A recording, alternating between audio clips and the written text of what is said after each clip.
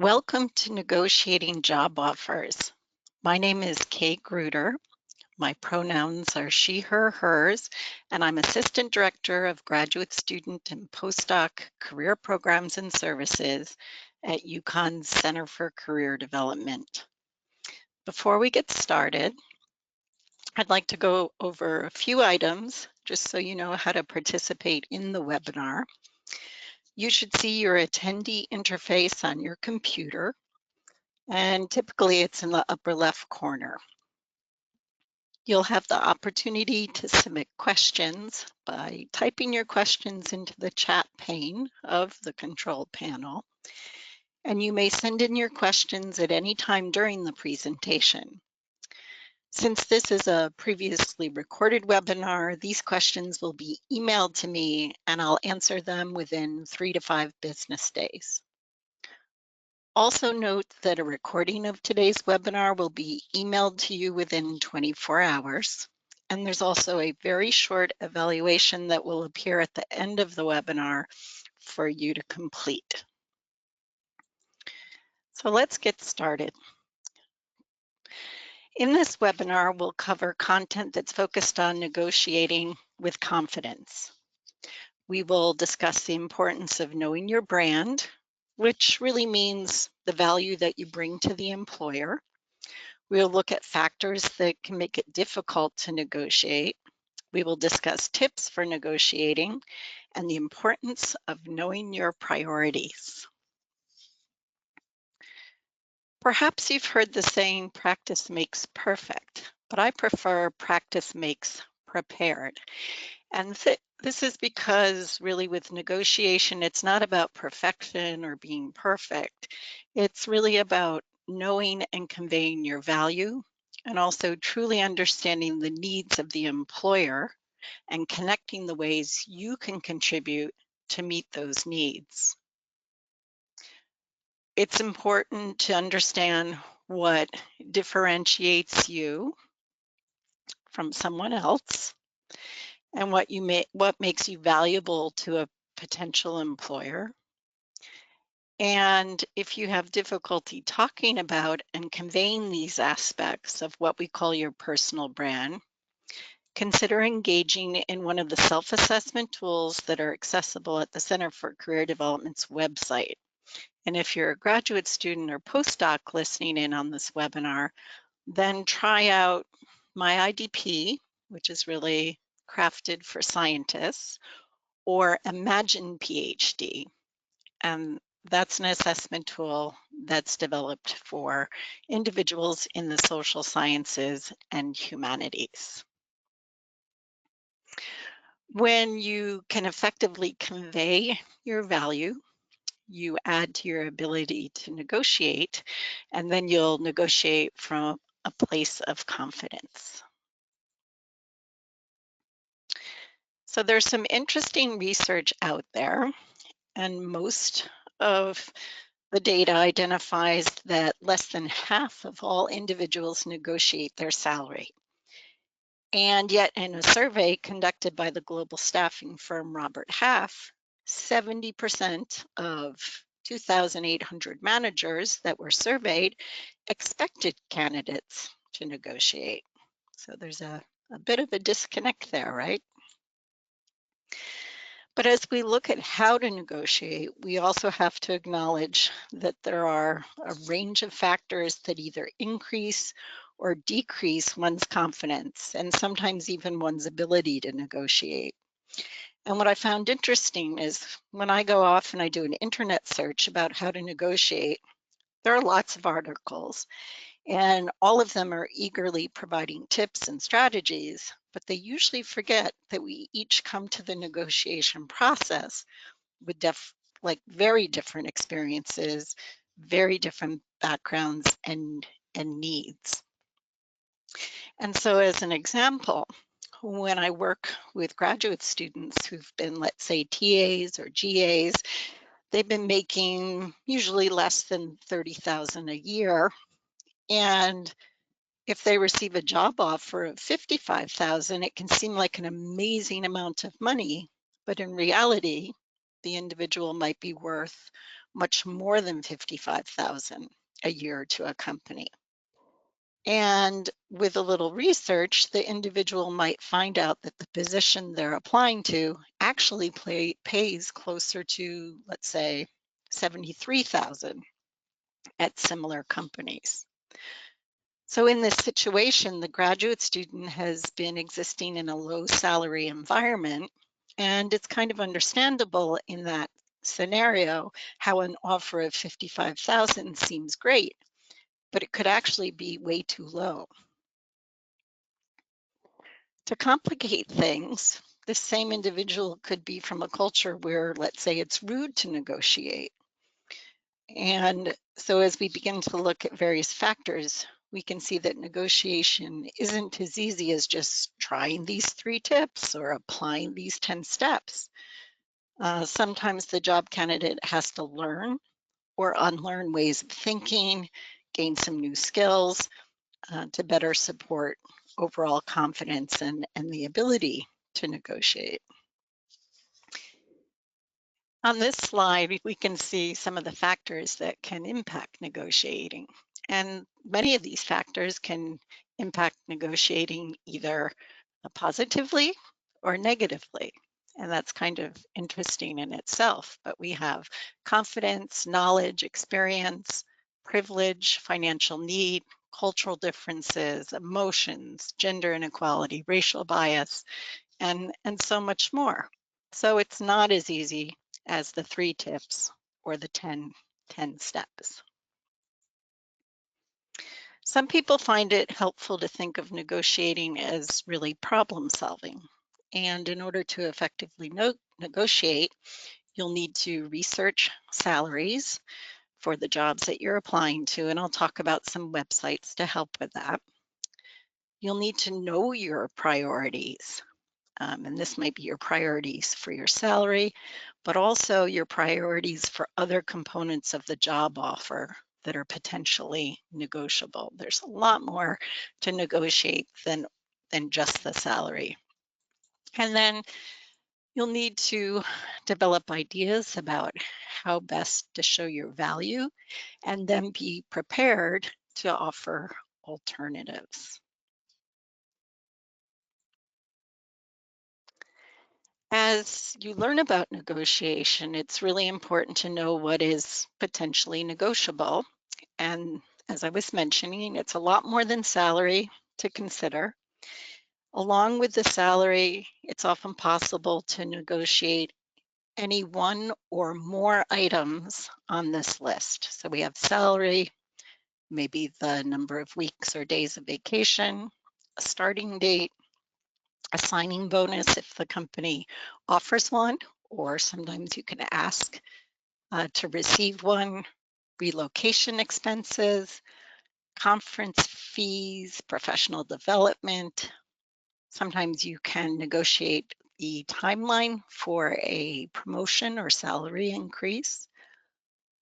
It's pretty popular to, at least in some company cultures, to negotiate working remotely or having some flexibility in your hours. Tuition reimbursement can be negotiated sometimes, and lab startup costs, and much more. These are just some of the more common components of a job offer that also can be negotiated. What I like to think about is you want to have kind of different packages and options within what is negotiable. So perhaps you seek to increase a salary offer by 5,000, but you also have the priority of negotiating a later start date and maybe the coverage of professional development costs up to 2,000 a year. So it's important to know what you seek, right? Or what combination of priorities you wish to negotiate. And that's really key to your success in the overall process.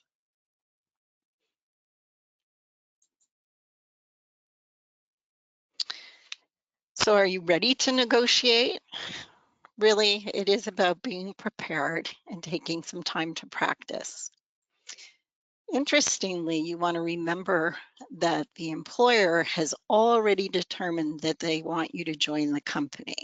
All right. And this is very important. They want you at this point. You still want to be prepared to articulate your value and think about the entire job offer package and not only negotiating the salary. It's good to know what your minimum salary would be and what those other priorities are. Again, knowing your priorities and being able to think creatively about ways to package what you seek to obtain takes some preparation. Students often ask me if I want the salary offer to be higher, how do I approach that? This is where we return to being able to convey your value. Remind the employer about specific skills, experience, or knowledge you possess that are particularly relevant to being able to do the job. You want to also do your research of same or similar positions to be able to share that you did that research and you learned that the salary in the same location for a similar or same role was actually higher. And then you could share that in terms of what you found. Another way to negotiate a higher salary is if you have another job offer, but you have to really have the other job offer. You might mention that you have another offer, and you can ask if they can match that salary of the other offer. And then you really do have to take the job if they've arrived with an offer that meets your priorities. Another question I often get asked is, what should I say? Or what does this all sound like? First, know that you can schedule an appointment with a staff member at the Center for Career Development to practice negotiating. But in the meantime, here are some samples of what the language of negotiation can sound like.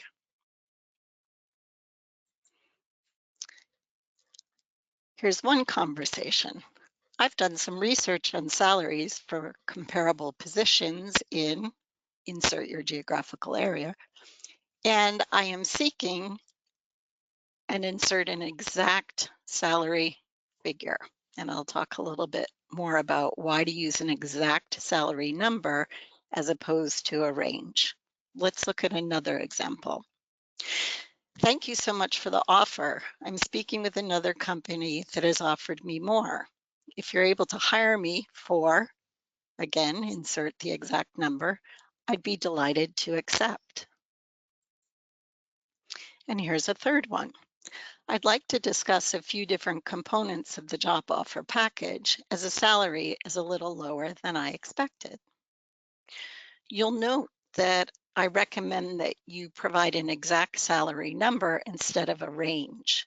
And this is because the research shows that candidates who get closer to their desired salary have used this approach. So it's better to say, I was hoping for 93,576 for the salary than it would be to say I was hoping for something between 90 and 98. Okay, so try and use an exact salary figure.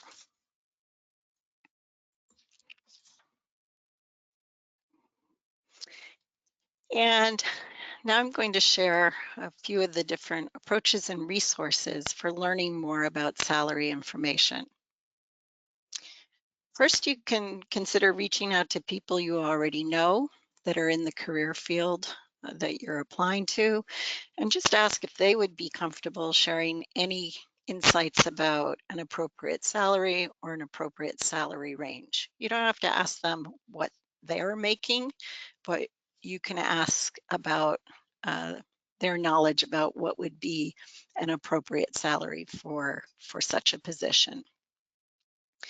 If you're looking into academic positions, faculty positions, the College and University Professional Association has a great spreadsheet where you can look at what different levels of professors are making at various institutions across the country. There's also pay scale and Glassdoor. These are platforms where you can identify the position and then also put in a zip code, and it will give you salary based on geographic location. And the Bureau of Labor Statistics has what's called the Occupational Outlook Handbook. And here too, you can see some salary information. It's a little older, so I do caution you about that. I think it probably relates to when they last did a census. So you just want to keep that in mind when you're looking at I think they usually have the median pay that individuals make.